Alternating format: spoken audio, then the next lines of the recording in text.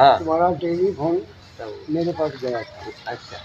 आपके बाबा ने ही सबको इस्लाम बनाया। हाँ हाँ।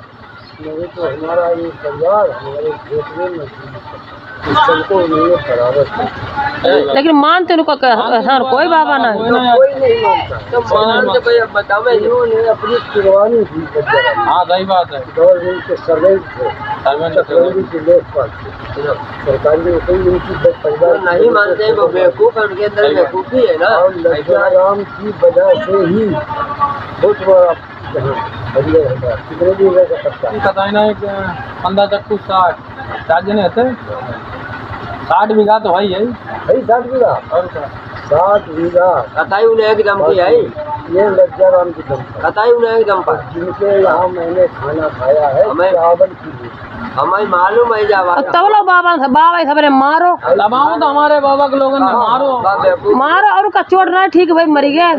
दोस्तों हमारे साथ बहुत बुरा हुआ। बाबा हमारे बाप जो है मास्टर होके तमीज नहीं। हमारे बाबा है जी फौजी है, रिटायर हुई गए बाबा। बाबा का घर आगे बढ़ जाओ। हमारे नकली नहीं तुम असली पोता कैसे। अब काम तो असली वालों का तुम लोकल काम किसी के साथ नहीं करते। तो घरवा बात घरवा बात जिसके आम की सलाह है घर की घरवा और घर की जो साजी संगत है ना बेटा सुन सुन पुरानी बात घर के नेपाल में एक ढोल गंगा या भागीरथ के नाम से एक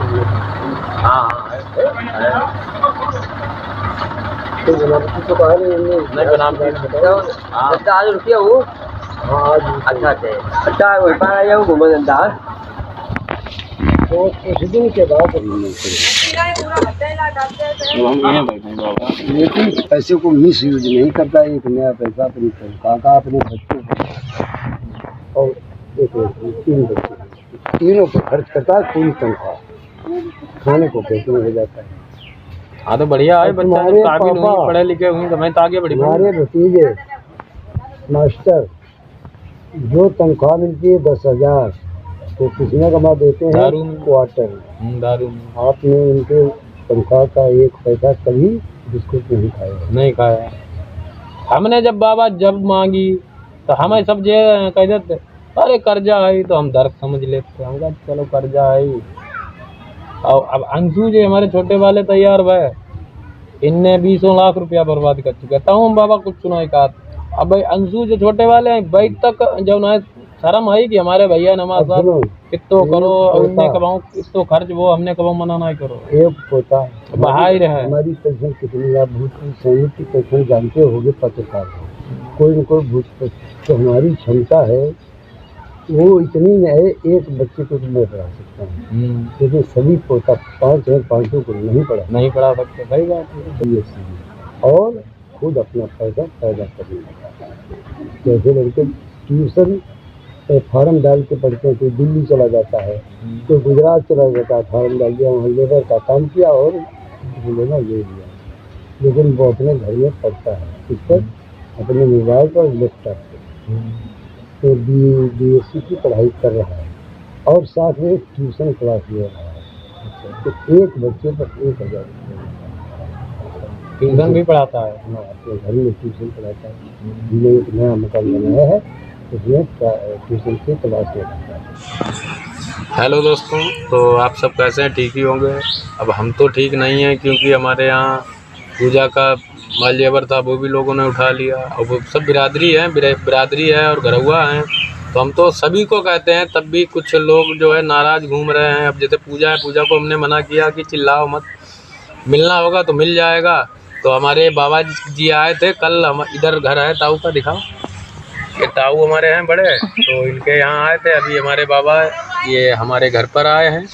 बाबा जी आए हमने सोचा कि बाबा से मिला दें। हमारे बाबा फौजी हैं रिटायरमेंट फौजी। बाबा कब रिटायर हुए थे आप? 1980 में हुआ हूँ। सभी को मेरा नमस्कार। हमारे बाबा जी नमस्कार कर रहे हैं दोस्तों आपको। तो बाबा घर का गांव कहाँ है?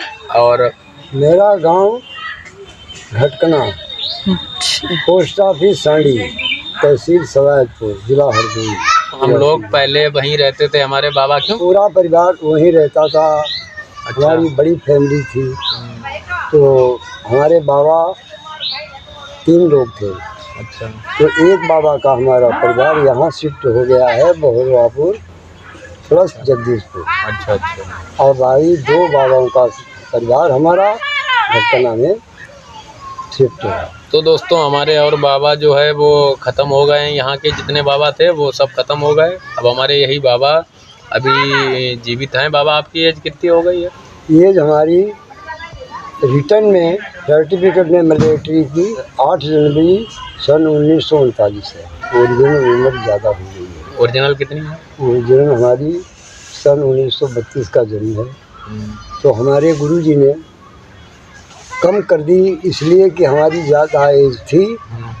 तब हमारे पिता ने एडमिशन कराया। अच्छा अलिफ में, हमने उर्दू में एडमिशन लिया। अच्छा तो अलिफ में हमारा एडमिशन हुआ। अच्छा। तो हमारे मास्टर ने हमारी उम्र कम करके लिख दी। 32 के बजाय सन 1932 के बजाय उन्होंने सन 1939 लिख दी। 8 जनवरी सन 1939। तो वही सच्ची उम्र मानी जाएगी जो गवर्नमेंट के अभिलेखों में दर्ज है। हाँ हाँ सही बात। तो बाबा को हमारे पेंशन मिलती है। तो हमारे यही बाबा एक हैं। तो दोस्तों हमने हिसाब लगाया कि हमारे बड़े बूढ़े हैं और डाल देंगे तो हमारे बाबा जब तक ये इंटरनेट रहेगा तब तक बाबा जो है हमारे अमर रहेंगे।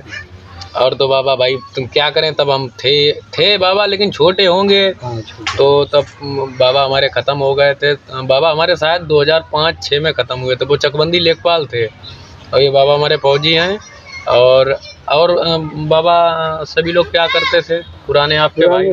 मतलब हमारे बाबा तो चकबंदी लेखपाल थे, आप फौजी थे। और बाबा क्या काम करते थे उनका भी बता दीजिए। वो इधर उधर मजदूरी या लेबर समझ लो वो काम करके अपनी रोजी रोटी चलाते थे। अच्छा तो परिवार में आप 2 ही लोग? परिवार की वजह से हमारे छोटे भाई लज्जा राम सिंह ने सरकारी कर्मचारी थे, चकबंदी के लेखपाल थे। उन्होंने परिवार को देखते हुए अपनी नौकरी से इस्तीफा देकर बाबा ने हमारे नौकरी भी छोड़ दी थी दोस्तों परिवार के चक्कर में। की नौकरी से इस्तीफा दे दिया और अपना खेत पात में ही जुट गए। अपने भाइयों को मजदूरी से हटा दिया, अपना ही खेत इनका निजी करवा दिया।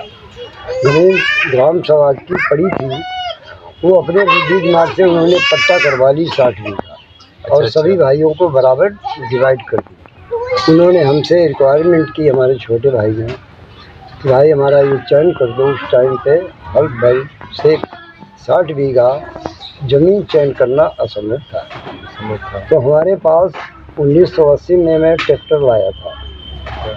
वो ट्रैक्टर मैंने लाकर अपने छोटे भाई से कोई उसका किराया या कोई दाम नहीं लिया। मैंने अपने पास ही सब कुछ करके पूरा ट्रैक्टर से के द्वारा 60 बीघा खेत इनका चयन कर दिया और फसल पैदा करने के योग्य बना दिया। तो हमारा छोटा भाई अपने पैरों पे खड़ा होकर हमारे इस परिवार में इतनी तरक्की की कि बाद में अब सभी हमारे भाइयों के पास और भतीजों के पास हर एक के पास एक ट्रैक्टर है। हाँ, और